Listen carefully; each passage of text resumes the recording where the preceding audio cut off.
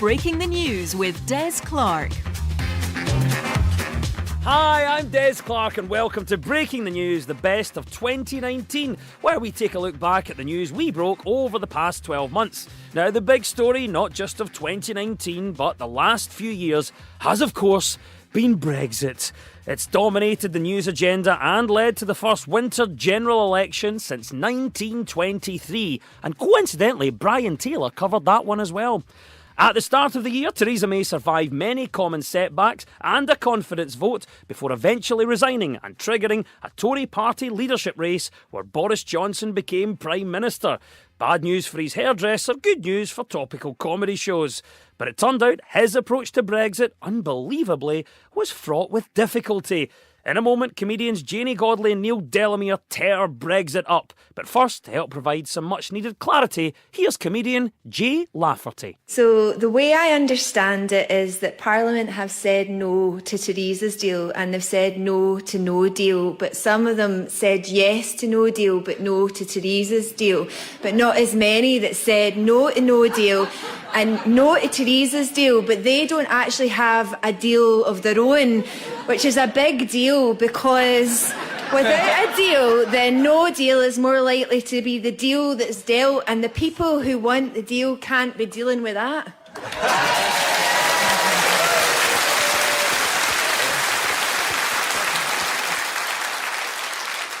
On a side note, I think the reason Theresa's voice has gone isn't that she's, over talking. I think every single night when everybody goes away, she stands at the back of 10 Downing Street and just puts and goes, ah! for like an hour. 'Cause I'm sure that's why her throat's sore, because that's what I do when I see her. She is worried that if there's a hard Brexit under the next Tory PM, that there'll be a breakup of the union. If you look at how popular Boris Johnson is in Scotland, there's a very good chance of that. Boris Johnson's rating, he has a minus 37 approval rating in Scotland. Tuberculosis is minus 10. Where I live in Perthshire, you might not think that things like Brexit affect things, but it is. It's true, because, farming is very dependent on the subsidies in the EU.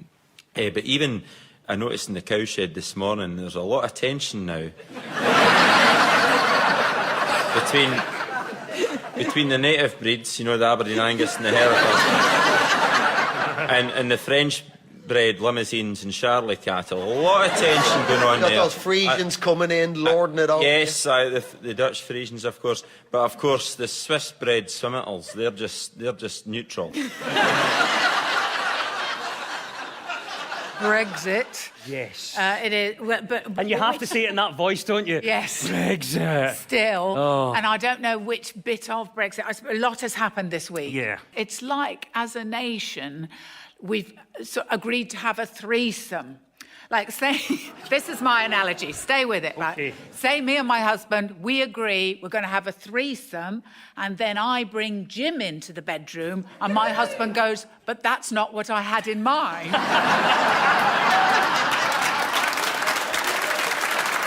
But I go, but it is a threesome. When's the vote for that?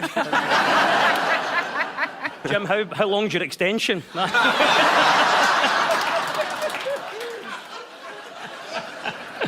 The big thing will be shortages in... I read this today and it really made me laugh. Shortages in supermarkets of vegetables, which, of course, being Glaswegian, you won't care about. But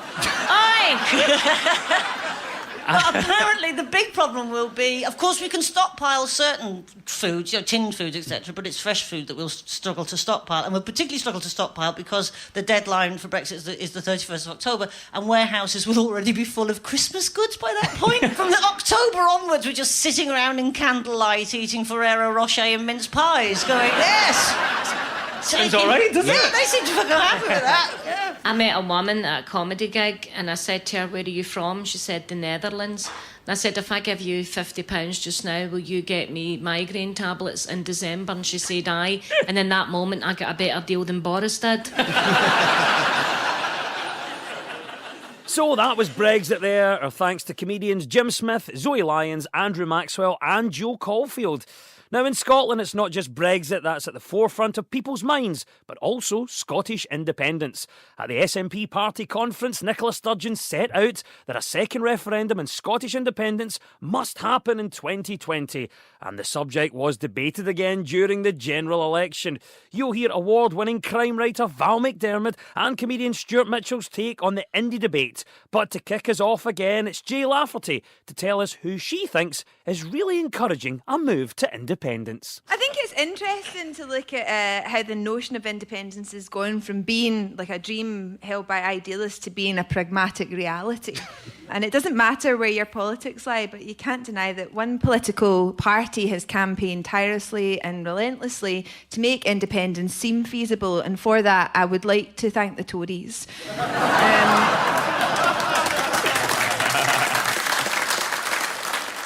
I think it's fair to say that it's on the way. Certainly I'll be having words with Nicola Sturgeon if it's no. She said, I was at a festival in England with Nicola recently, and she said she really likes being in England with me because it means she's not the most chippy Scotswoman in the room. It's interesting when you're in England, though, as a comedian. English people, they always say, "What do you think independence?" And I always say to them, I'm quite honest, I don't think you'll get it.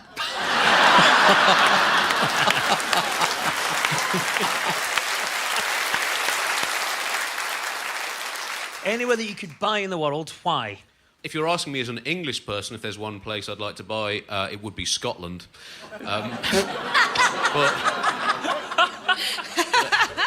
So I will buy Scotland and prevent you people going independence. Not because I don't think you should be allowed to control your own political future, but because I'm English and I don't want to be left alone with England.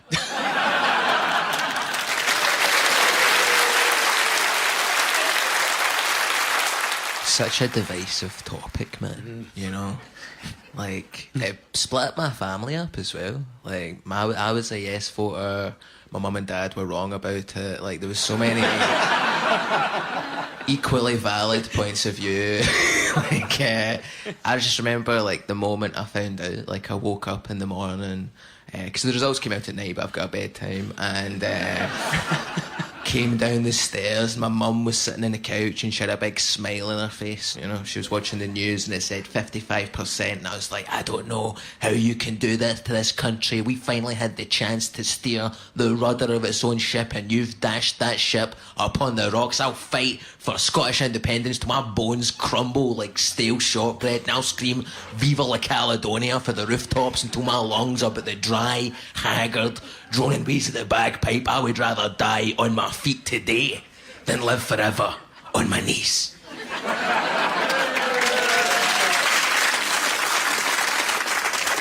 And my mum said, well, if you like independence so much, then why don't you get your own flat?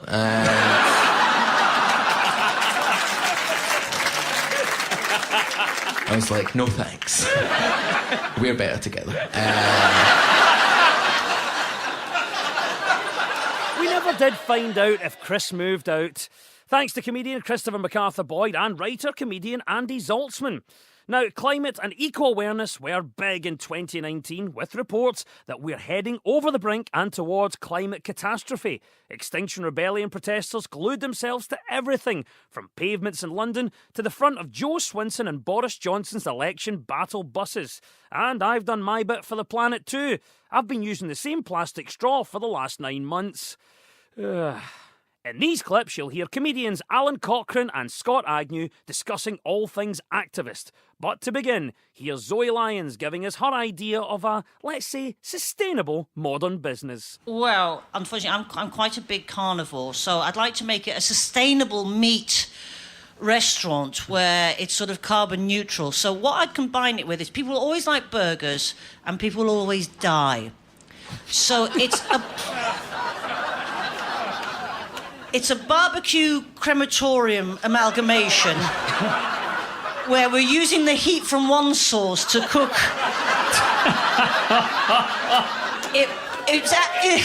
I think it's almost carbon neutral. And it would be called Over My Dead Body.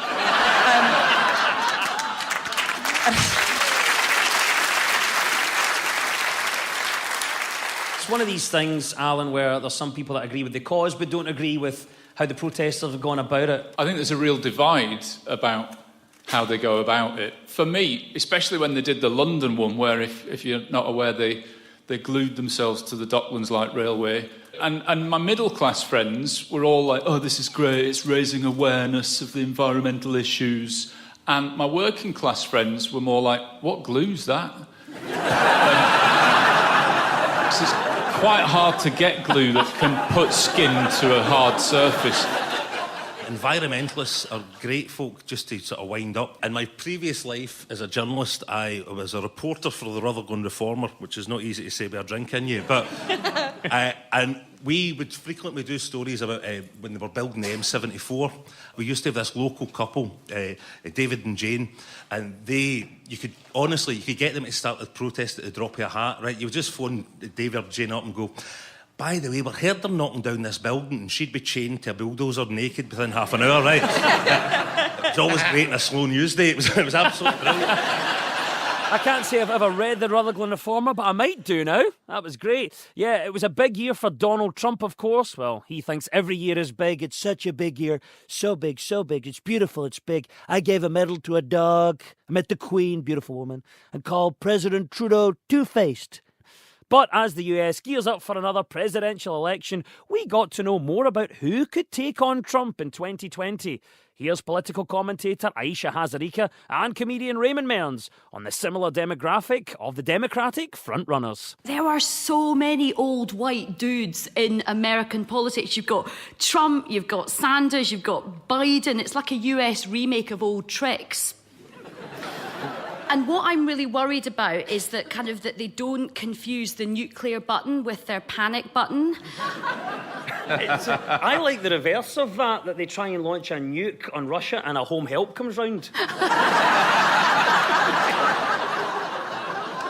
He's younger than Bernie. I think he's a year younger than Bernie. I think Bernie's 77. Jimmy Carter's still living. He's 95. Bush just died recently. He was 94. And when Reagan died, he was 93. This guy's got years yet. Years in him, man. In fact, he's that young, they refer to him as Joseph R. Biden Jr. What age is the dad? It is the news of the summit between US President Donald Trump and North Korea's leader Kim Jong-un. Susan Calman, yes. What do you make of it then? Is this the two people that could be taking this year's Nobel Peace Prize? I mean, maybe. That's the problem. That's the problem. He's an extraordinary man, and at the same time, the Cohen hearings were going on in America, where his personal lawyer was saying he's a racist and he's a liar. And you know that that's not going to make a blind bit of difference to a lot of people who voted for him. That's the problem. Also, that's the case for the defence. Wait till you hear the prosecution. The great thing about Michael Cohen, can I tell you Michael Cohen, because he just can't help himself. He was out at some dinner with a great friend of his, and he just got onto the subject of when his son was born. And he said, when my son was born, he said, I pushed the doctor out of the way and I delivered my son myself. And his wife said, but that's nonsense. And he turned to her and said, shut up, you weren't even there. So, Maisie, let's talk Trump then. He says he's not going to get involved in the election, then starts giving opinions on who he'd rather work with. He can't resist, sticking his oar in. He's like, it was so obvious that Boris had been like, look, what would really help is if you just literally keep stum the whole time you're here. Just don't speak unless you're spoken to. And he did that little interview, didn't he, where he's like, I'm not going to get involved, not going to do it. No, I'm not interested in it. But I really like Boris, and I do think he's very capable. It was like, oh... Lucy, what about it then? Obviously, everyone already talking about it. There may be protests, but Trump is now coming to the UK. Well, the best thing about the last time was the Scottish reaction, because when you guys protest, you do it amazingly. I did actually, I was jotting down some of the slogans that were, maybe you could translate some of these. May your arse break out in boils, you scunner. That was on a banner. That's poetry, that is. I don't know what a scunner is, but I'm pretty sure he is one. Yeah. Go home, you big orange jobby. Your Moore was an immigrant, you tangerine roaster. That's also a Mother's Day card. In the end, we all wonder about what will be the undoing of Trump, and I think it will be his naivety. He's granted 2 private audiences to Vladimir Putin, the leader of America's most potent enemy. Has been able to sit down with the president, a former leader of the KGB and FSB, although what the Federation of Small Businesses were doing getting involved is anyone's guess. Been able to sit opposite Trump. Now, quite apart from the information he would have definitely got out of Trump, it wouldn't surprise me if Putin has secreted a bugging device on him and he hasn't noticed yet. And I just want to say, by the way, I hear beeping at night. And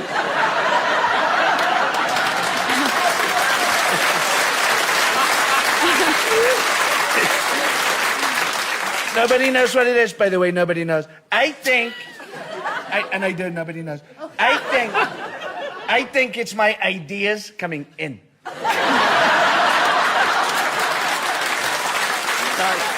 That was Matt Ford there doing a very good impression of me, Donald Trump. Also thanks to comedians Susan Calman, Rory Bremner, Maisie Adam, Mark Nelson and Lucy Porter.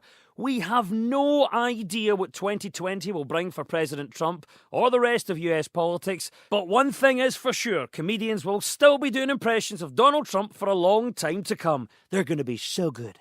It's fair to say nobody is safe in breaking the news, and if you've been in the news, you're fair game. Politicians, celebrities, people of note, and Willie Rennie. Coming up is comedian and impressionist Lewis MacLeod, but we start with Jim Smith and Des Clark. Oh, I know that guy, who for some reason thought it was wise to do Andy Murray impressions in front of Andy's mum, Judy Murray. Off topic, Des and me both do Andy Murray impressions, but we're both too polite or scared to do them today. We've got to slow it right down, get the croakiness of the voice there. Yeah, like Monopoly, I just used to go mad at Monopoly.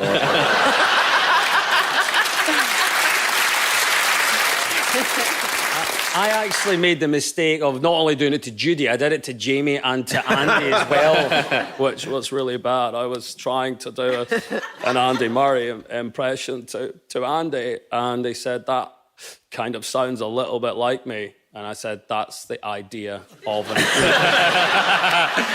And then he turned round to me and said, who's that idiot? And I said, it's your son.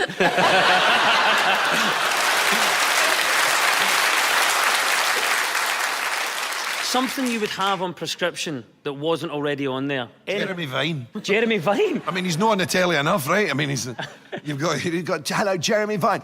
You have 2 hours of Jeremy Vine in the morning. And then you take your medication at lunchtime, 12 till 2. And then early in the evening, when his voice slows down because you've overdosed slightly on Jeremy Vine, you've got half an hour of eggheads in the evening. And all we need to complete the circle is a little bit of Jeremy Vine in the evening. www.jeremy.vine@bbc.co.uk.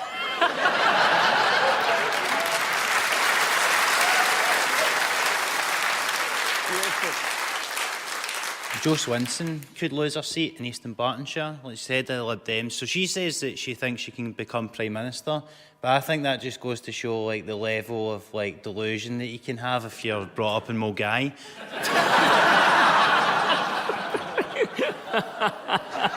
What I love about Lewis Capaldi is just like his sheer shock at being as successful as he is, because that's the whole thing. We're not good with success in Scotland, and it's no coincidence that all Scottish success stories are not known for their looks. Do you know what I mean? Like we've got the Proclaimers, now Lewis. Like if they were aesthetically beautiful, they would be working Saturday jobs at Livingston Outlet Mall. Sarah, the phenomenon that is Lewis Capaldi, is he on your radar yet? He is, and I was just thinking, I view him as sort of the anti-James Corden. Like, when you're watching James Corden, there's this routine all the time of like, look, Ma, not literally, but sort of like behind the eyes, like when he's pretending that he experiences emotion. Do you know what I mean? And it's like, oh, wow, can you believe it? I'm on telly, Ma. Wow. And it's like, you've been working your whole life for this and thrown everyone under the bus to get there, and I see you for what you are, you sociopath. That's just me, but you guys have your own. What about you, Judith? I know that you talked about getting selfies. Have you ever had a selfie with a famous person? Is there a right way to go about it? The Queen Mother. The Queen Mother? God, how far down did you have to dig?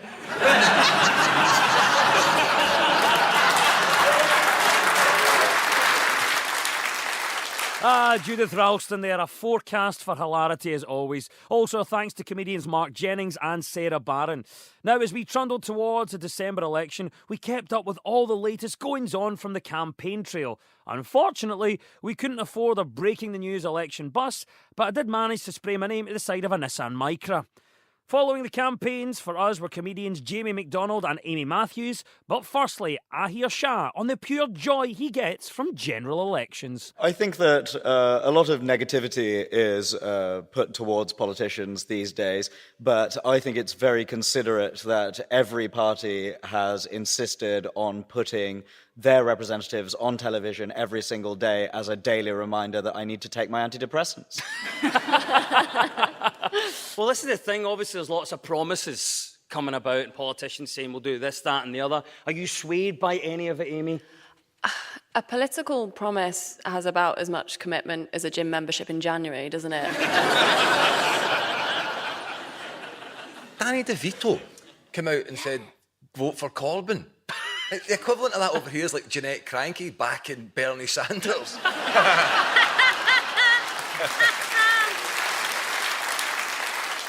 Jim, how about you on this idea of celebrity endorsements? Would it sway you to vote for one person or another?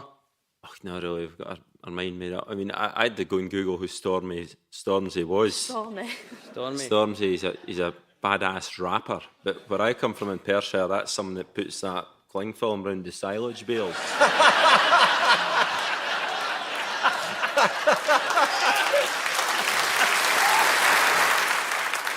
Well, look, anything can happen. A Christmas election, as you say, Mark, is very unusual. Do you think it'll work in terms of voter turnout and getting people engaged?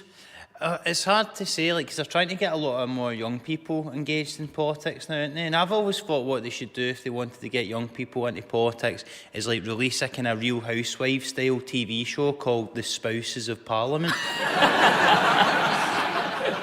A lot of younger people as well are sort of saying they don't like that older people are voting on stuff that's going to affect their future, right? And I don't think you should take the votes away from older people, but what I think they should do is just change it so that everyone has to vote on machines that are like self-service checkouts that old people don't know how to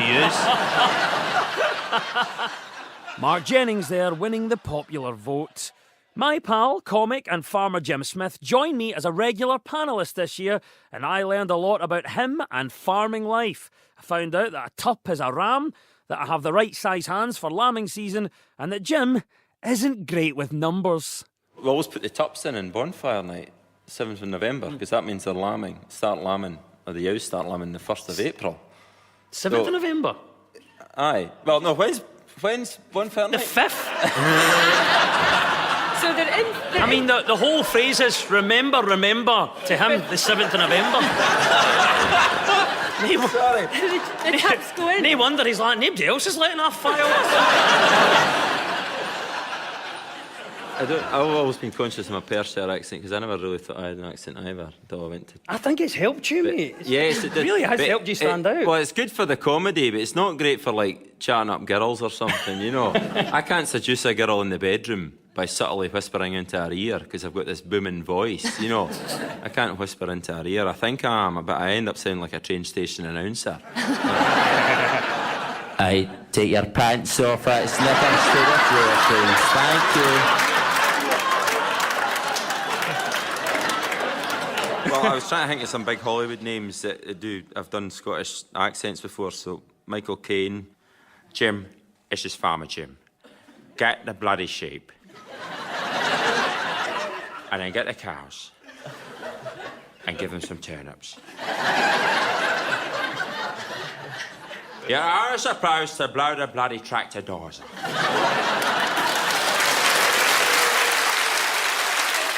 Jim Smith there, and you also heard from, surprisingly, Michael Caine.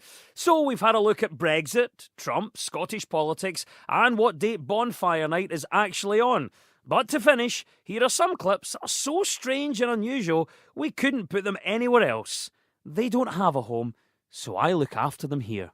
Yes, for just £0 a month, you too can have an unnamed random clip in your house. Soon you'll hear comedians Elaine Malcolmson on Breakfast and Jamie McDonald on Rambo 4. But first, comedian Susie McCabe has a wolf problem. I live in the East End of Glasgow and I live quite close to a park and we have wolves. I've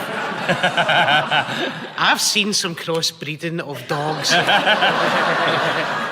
I was actually walking through a park and an owl came out the woods, and this guy, who must have been about 16, 17, turned round to his mates and went, "Did anybody see that owl?" I didn't think they existed. I thought that was just a creature from Harry Potter.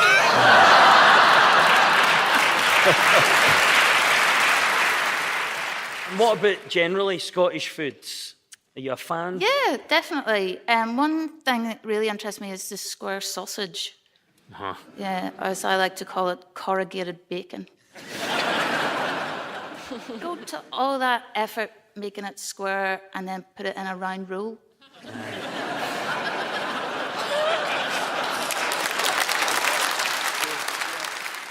Is there something in your life that really annoys you?